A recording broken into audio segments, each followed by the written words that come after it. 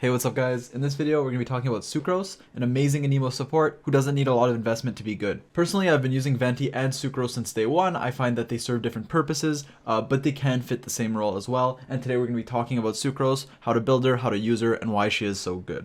So the first thing I want to talk to you guys about is her talents and her passives, because this is going to basically determine how you build her. So this is why I want to get this out of the way. Before we actually get into her skills, you guys should know the two passives she gets. One at level 20, Ascended, and the other after you send her past 60, so 60 out of 70.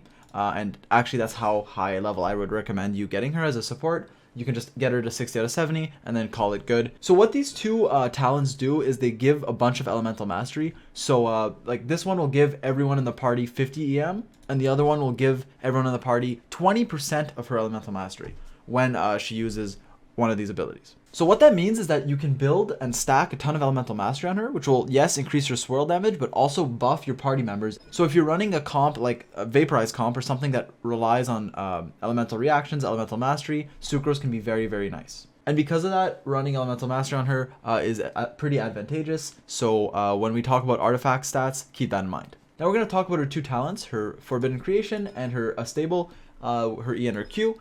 And honestly, I would level both of these. As a support, I would just honestly max both of these to like level 6 or higher if you can, and not really worry about her normal attacks, because you're not really going to be normal attacking with Sucrose as a support character. And if you do get Constellation 1 Sucrose, you have 2 charges of her E, which makes it even more attractive to level. So I would level both of these like together. Another thing about talents is that the way her Forbidden Creation works, her ultimate, is that when you use it, it basically creates like this wind vortex, which I'm going to show you guys when I talk about Constellations. But basically, you can actually absorb an element into it. So when it comes into contact with an element, like let's say a Fatui's shield, or you use an ability in it, or you use it on water or something like that, it'll basically swirl that element, and then it'll deal elemental damage of that type, and you can combo stuff with it, create reactions. It's good with Viridescent Venerer, and if you ever C6, it becomes very, very important to maximize this elemental absorption.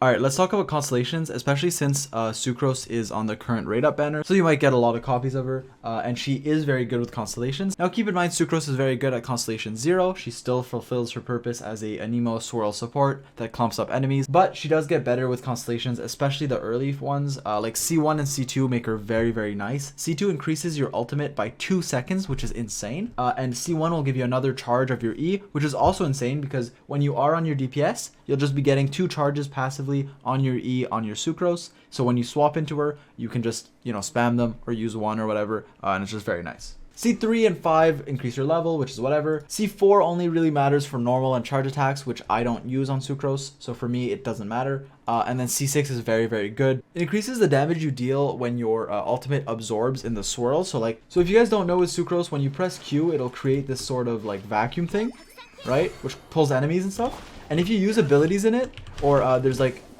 well, here it's Hydro because there's water around, but basically it can get infused, right? So you saw my ult there was Hydro. So if your Sucrose is C6, you'll have that Hydro damage bonus on your character. So let's say the enemies were Hydro afflicted or you're fighting in water. If you were to swap to someone like Child, he'll do a lot more damage inside of that because of Sucrose's C6. So yeah, like all Constellations are good. I'd say 1 and 2 are the main, like, if you get her C2, she's just insane. But if you get her all the way to 6, obviously, she does get better. And this 20% elemental damage bonus is actually pretty crazy if you can get it.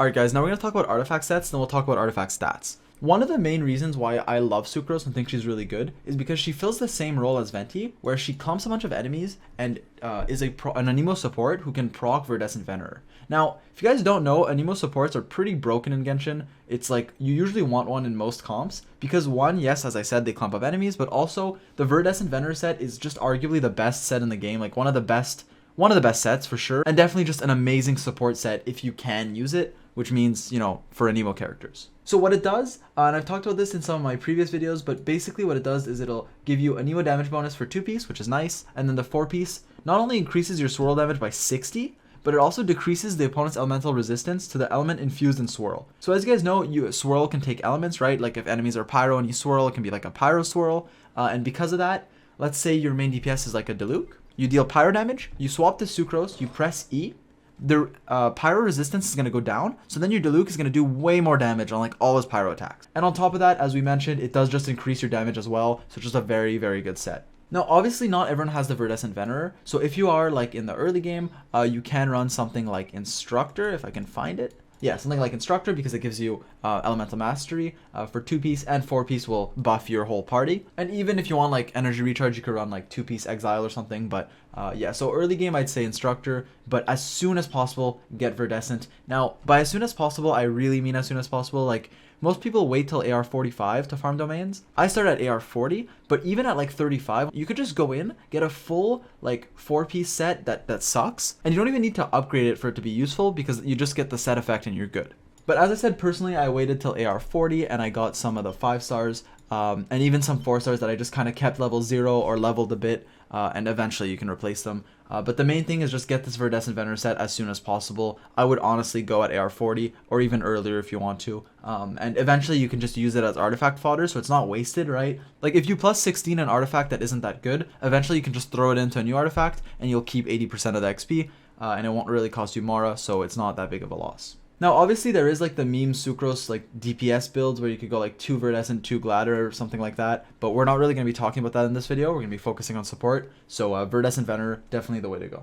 Okay, now we're going to talk about the artifact stats themselves. So, obviously, Flower and Feather, you just look for substats. I'd say Energy Recharge, Elemental Mastery, and Attack are what you're looking for. And then for the other 3, they're actually pretty interchangeable. There's a lot of options, and a lot of people will tell you different things, so I'm going to give you my take on it.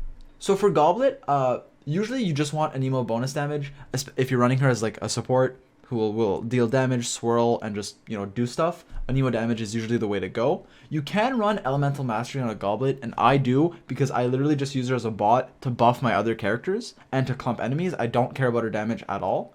But for most people, Anemo damage bonus is the way to go for the Goblet.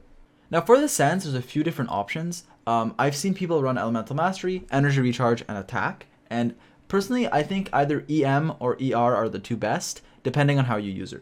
As an Elemental Mastery bot, obviously, EM is nice, and for most people, since you are going to be actually trying to deal damage on your Sucrose with your swirls, having that Elemental Mastery on the Sands will just help, and that's what I would recommend. Energy Recharge is also a good option because it lets you spam your ultimate more, and I think Energy Recharge is a good option even as like an Elemental Mastery bot, because yes, you'll lose out on some Elemental Mastery, but you can spam your ultimate more often, clumping up enemies, which is kind of Sucrose's main purpose.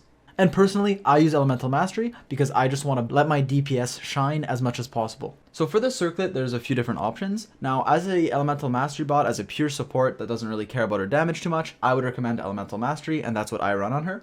But if you do run her as like a sort of sub DPS support, like a burst damage support, and you care about her damage, then you would either run Attack or Crit on the circlet. Now, crit rate will outscale Attack if you have any amount of crit damage as like substats, or just, you know, a decent amount of crit damage on your character. But if not, if you're really low on crit damage, Attack will be better. But overall, I recommend Elemental Mastery for a pure support build. So that's why I run Elemental Mastery on my circlet. I just stack Elemental Mastery on my Sucrose. So overall, there are multiple builds with Sucrose, different ways to build her, so I'm sorry if this part seemed confusing, but basically let me sum it up like this. If you don't really care about her damage and are using her as a pure support that wants to swirl enemies, clump them up, and transfer that Elemental Mastery over to your other characters so that they can deal a lot of damage with like Vaporize or whatever reaction, that's personally how I use her, then you'd want to stack Elemental Mastery as much as possible. You can build out on every artifact that you can, your Sands, Goblet, and Circlet. And for that build, Energy Recharge can also be worth considering for the Sands if you do really care about getting your ultimate as often as possible. However, you can also run Sucrose as a burst support, a support who also will swirl and clump up enemies while doing more damage. Now, personally, I don't think her damage is like comparable to Venti's damage, so I don't tend to use her for that, especially because I have Venti.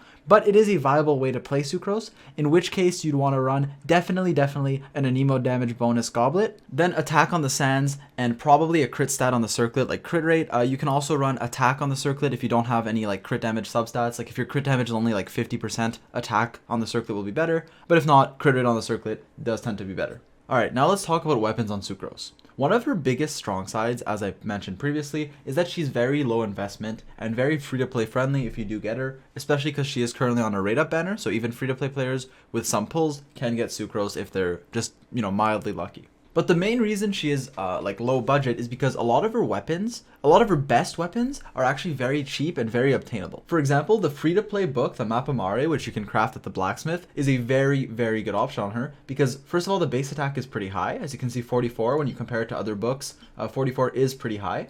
It gives you Elemental Mastery on a substat, and it will give you elemental damage bonus, which can be nice if you're running her as like a burst support and you're building her, you're stacking elemental mastery and or attack or whatever, and you want that extra damage. Mapamari is just a very good book for like pretty much any catalyst user that wants to deal damage, and Sucrose is no different.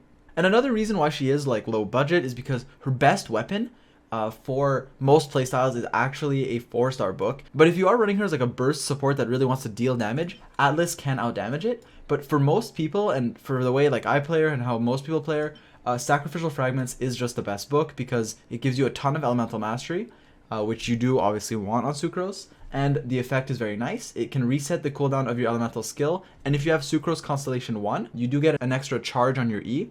And because of that, you can proc Sacrificial Fragments pretty reliably, and you'll just like always have your E, which is very, very nice. Now, since Mapamari is so good, I wouldn't really recommend using a 3-star catalyst like Elemental Orb. However, there is the Thrilling Tales of Dragon Slayers, and I actually use this on my Sucrose pretty often because I personally don't really care about how much damage my Sucrose deals. I use her to clump up enemies. I'll like use my Q and my E, make a bunch of enemies clump up together, and then swap to Diluc or Child and, destroy them all. And because of that, Thrilling Tales of Dragon Slayers actually, yes, it'll lower your damage significantly, but when you swap into another character, they'll gain the damage bonus, and so when I'm just trying to maximize DPS on another character, I'll use this.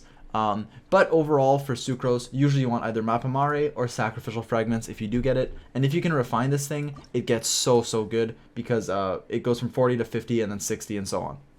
Now, we can talk about other weapons like Favoni's Codex that gives you energy recharge and like Widsith, but overall, like, Mapamari is just a great option if you don't have Sac Frag because it's free to play and it's very, very good.